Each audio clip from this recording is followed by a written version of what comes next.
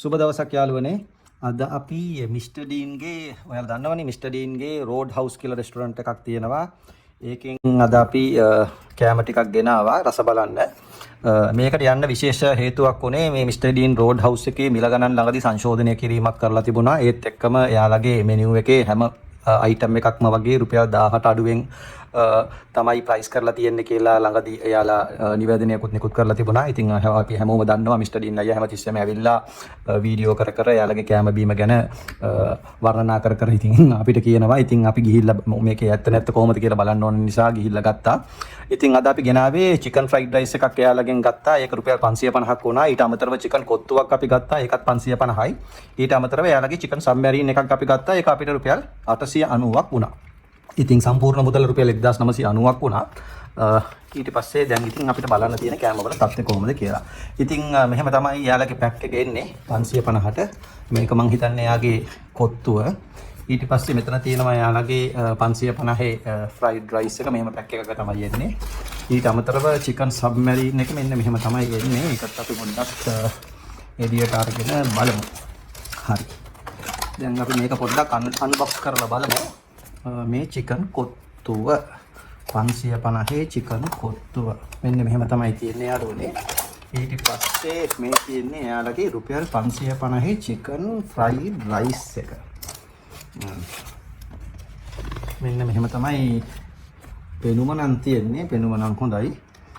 මුලින්ම අපි මේ දෙක කාලා බලලා මේකේ තත්ත්වය බලමු. ෆ්‍රයිඩ් රයිස් එක අපි ගත්තාම මෙහෙම තමයි තියෙන්නේ. බර බලලෙමු මුලින්ම. හරි. බර ෆ්‍රයිඩ් රයිස් එකේ බර ග්‍රෑම් 462ක් වගේ වෙන්නේ. රුපියල් 550ට නේ. 550ට මං හිතන්නේ පාඩු නෑ. ඊට අමතරව යාළගේ කොත්තුව මෙන්න මෙහෙමයි එන්නේ. කොත්තුවේත් බර බලමු. කොත්තුවේ නම් බර ග්‍රෑම් 582ක් වගේ තියෙනවා. අපි මේක දැන් පිඟානක බෙදාගෙන බලමු කොහොමද මේකේ ක්වොන්ටිටි එක කියලා. සොසේජස් දාලා තියෙනවා. චිකන් මං හිතන්නේ කකුලක් දාලා තියෙනවා. කකුලක් කියන්නේ ඩ්‍රම් ස්ටික් එකක්. ඊට අමතරව නම් චිකන් එහෙම පේන්නේ නැහැ. රුපියල් 550ට ඉතින් එතනින් එහාට වැඩිපුර දෙයක් බලාපොරොත්තු වෙන්නත් බෑ. දැන් පිඟානක දැම්මහම ළමයි ඔයාලට පැහැදිලිව පේන වෙතිනේ ක්වොන්ටිටි එක කොච්චරක් වගේ වෙනවද කියලා. ඉතින් චිකන් කකුලක් කඩලා දාලා තියෙනවා වගේ තමයි පේන්නේ. ඊට අමතරව එහින් මෙහින් අපිට සොසේජස් කෑලි පේනවා. පාවිච්චි කරලා තියෙන්නේ නම් බාස්මති හාලක් නෙමෙයි. මේක මම හිතන්නේ කීරි පොන්නි හාලකින් තමයි මේ ෆ්‍රයිඩ් රයිස් එක ගහලා තියෙන්නේ. පොන්නි හාල නෙමෙයි කීරි පොන්නි කියන හාල. ඉතින් දැන් අපි පොඩ්ඩක් මේකේ රස එහෙම බලමු. කාලා බලමු.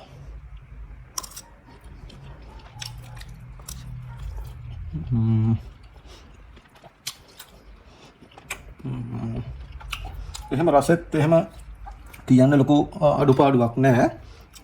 රුපියල් 550ට ඉතින් මීට වැඩි යමක් දෙන්නත් අමාරුයි. තව ටිකක් තව පොඩ්ඩක් වගේ චිකන් කැලි ටිකක් සෙට් වුණා නම් එහෙම හොඳටම හොඳයි. මේ ඇරෙන්න වරදක් කියන්න නැහැ. රහත් හොඳයි. හොඳ සේවරි රහත් තියෙනවා. අඩුපාඩුවක් නැහැ. මට නම් 550ට ගෙවපු ගානට පාඩුවක් නැහැ කියලා තමයි කියන්න තියෙන්නේ. උඩකොට දැන් අපි මේක පැත්තකට කරලා දැන් අපි අපේ කොත්තුව ගමු රිවිව් කරන්න. කොත්තුවත් එහෙමම තමයි හොඳට ජූසියට තියෙනවා. මේක පිඟානට දාලා බලමු. ඔයාලට අදහසක් ගන්න පුළුවන්. හොඳට ජූසියට තියෙනවා. මේකෙත් අර කතන්දරේම තමයි පොඩි මේක නම් කකුලක් නෙමෙයි වින් එකක්. චිකන් වින් එකක කෑල්ලක් වැටිලා තියෙන්නේ. කකුලක් නෙමෙයි. මෙච්චරයි චිකන් තියෙන්නේ. ඊට අමතරව නම් චිකන් නැහැ. ඔව්. ඒ තියෙන්නේ කොත්තුව. කොත්තුව නම් ළමයි චිකන් වින් එකක්. ඔයාලට පේනවා ඇති මේ චිකන් වින් එකක් තියෙන්නේ. චිකන් වින් එකක්. ඊට අමතරව නම් නෑ වෙන මුකුත් චිකන් නම් මට පේන්නේ නෑ. ඊට අමතරව කොත්තුවේ ක්වොන්ටිටි එක නම් හොඳයි. ලොකු ක්වොන්ටිටියක් දීලා තියෙනවා. පිඟානටම සම්පූර්ණයෙන්ම පිරෙන්න වගේ තියෙනවා. ඒත් එකම වේලිලා නැහැ කොත්තුව. හොඳට ජූසියට තෙත ගතියට තියෙනවා. චිකන් තමයි මේක නම් ගොඩක්ම අඩු. මේකට නම් ඇටිලා තියෙන්නේ වින් එකක් කඩලා දාපු සීන් එකක් තමයි තියෙන්නේ. වෙන කොහෙවත් මට නම් චිකන් පේන්නේ නැහැ. මේක නම් මට නම් පාඩුයි චිකන් පැත්තෙන් බැලුවාම. නේ වෙන මොකුත්ම නැහැ ළමයි. මෙච්චරයි තියෙන්නේ. ඒකත් මෙතන මේ හැම කෑල්ලක් තියෙනවා. කමක් නැහැ. ගැටලුවක් නැහැ. රස කොහොමද කියලා එහෙමනම් අපි කාලා බලමු.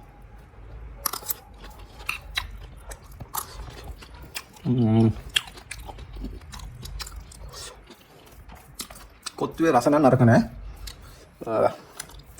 ඒකටත් කියන්න තියෙන ඉතින් රුපියල් 550ට කිසිම පාඩුවක් නැහැ. කොත්තුව හොඳයි.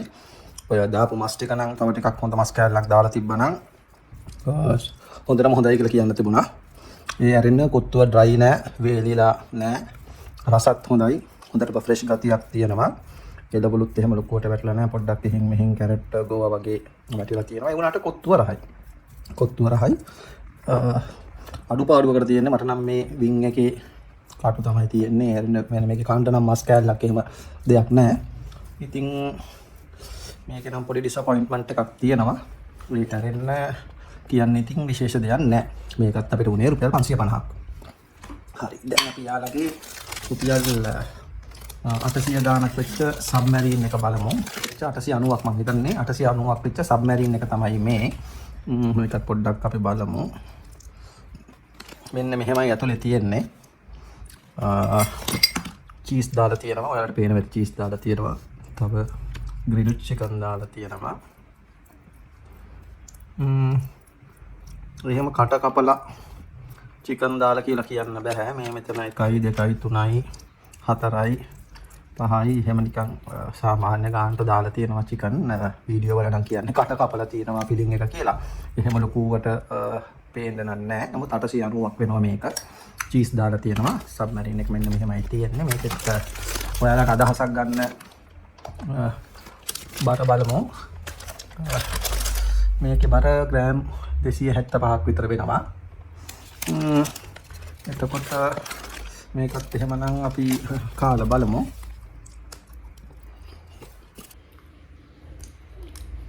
හරි මේකෙන් කෑල්ලක් කාලා බැලුවා. පළවෙනි කටටම චිකන් මොකොත් හම්බුනේ නෑ යාළුවනේ. ලුණු තමයි හම්බුනේ. බිල රුපියල් 890ක් වෙන නිසා මේක තව ටිකක් ෆිලිං එක තිබුණා නම් හොඳයි කියලා මට හිතෙනවා. ඊට අමතරව ඉතින් කියන්න තියෙන්නේ එකම දේ කොත්තුව ගැන තමයි. කොත්තුවේ නම් දාලා තියෙන චිකන් 550ක් වුණාට කිසිම ප්‍රමාණවත් නැහැ. චිකන් වින් එකක් දාන්න විදිහක් නැහැ. ඒකේ කොත්තුව කන්න බෑ මිනිස්සු. කොත්තුව අන්තිම වෙනකන් කනවා නම් ඒකේ සාමාන්‍යයෙන් මස් ටිකක් තියෙන්න ඕනේ. රුපියල් 550ට ලොකු බලාපොරොත්තු නැහැ. නමුත් ඔය රයිස් එකේ තිබ්බ තරමවත් ඕකේ නැහැ. වින් එකක් තියෙන්නේ. ඒක තමයි තියෙන එකම ගැටලුව. ඒ ඇරෙන්න නම් වෙන කියන්න නම් කිසිම අඩුපාඩුවක් නැහැ. ඉතින් එහෙනම් තව ඊළඟ පාර තව අලුත් වීඩියෝ එකකින් අපි හම්බෙමු. සුබ දවසක්.